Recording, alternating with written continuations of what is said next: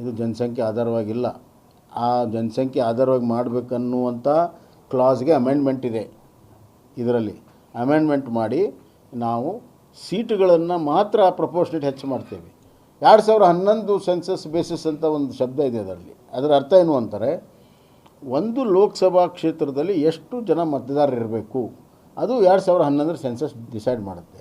Number of Lok Sabha seat ಅಲ್ಲ, number of Lok Sabha seat 50% ಹೆಚ್ಚಾಗಿ ಆಗುತ್ತೆ. ಎಷ್ಟರಲ್ಲಿ ಜನಸಂಖ್ಯೆ 42 ಆಯ್ತು ಅಂತ ಇಟ್ಕೊಳ್ಳಿ. ನಮ್ಮ ಕರ್ನಾಟಕದ್ದು 2011 5 ಕೋಟಿ ಇತ್ತು, ಈಗ 7 ಕೋಟಿ ಆಗಿದೆ. ಆ 5 ಕೋಟಿಯನ್ನು 42ರಲ್ಲಿ ಡಿವೈಡ್ ಮಾಡಿ ಎಷ್ಟು ಒಂದು ಲೋಕಸಭೆಗೆ ಈಗಿರುವಂಥದ್ದು ಎವ್ರೇಜ್ 16, 17, 18 ಲಕ್ಷ ಏನು ಬರ್ತದೆ. ಕೆಲವಕ್ಕೆಲ್ಲ 20 ಇದೆ, ಕೆಲವಕ್ಕೆಲ್ಲ ಕಮ್ಮಿ ಇದೆ. ಅದನ್ನು ಈಗ 2011 ಪಾಪ್ಯುಲೇಷನ್ ಪ್ರಕಾರ ಅದನ್ನು ಹಂಚಬೇಕು ಅನ್ನುವಂಥದ್ದು. ಇಷ್ಟೆಲ್ಲ ಪ್ರಾವಿಷನ್ ಮಾಡಿದ್ರು ಕೂಡ ಇದನ್ನು ಅರ್ಥ ಮಾಡಿಕೊಳ್ಳದೆ ವಿರೋಧ ಮಾಡಿ ಇವತ್ತು ಕೇವಲ ರಾಜಕೀಯ ಕಾರಣಕ್ಕಾಗಿ DMK ಅವರ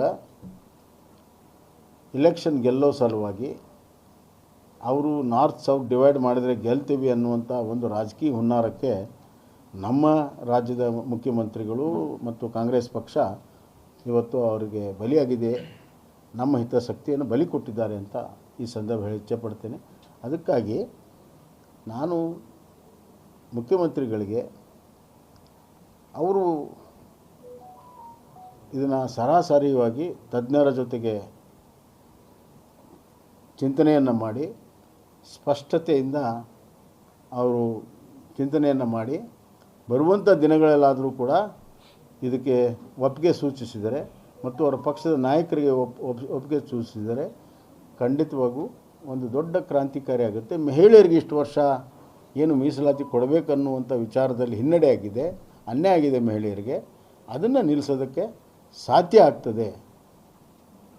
ಮಹಿಳೆಯರಿಗೆ ಮೀಸಲಾತಿ ಕೊಡಬೇಕು, ಅವ್ರಿಗೆ ಅನ್ಯಾಯ ಆಗಿದ್ದನ್ನು ನಾವು ಸರಿಪಡಿಸ್ಬೇಕು ಅನ್ನುವಂಥದ್ದೇ ಭಾರತೀಯ ಜನತಾ ಪಕ್ಷದ ಒಂದು ಗುರಿ. ಇದು ತರೋದಕ್ಕೆ ಅದಕ್ಕೆ ಇದರಲ್ಲಿ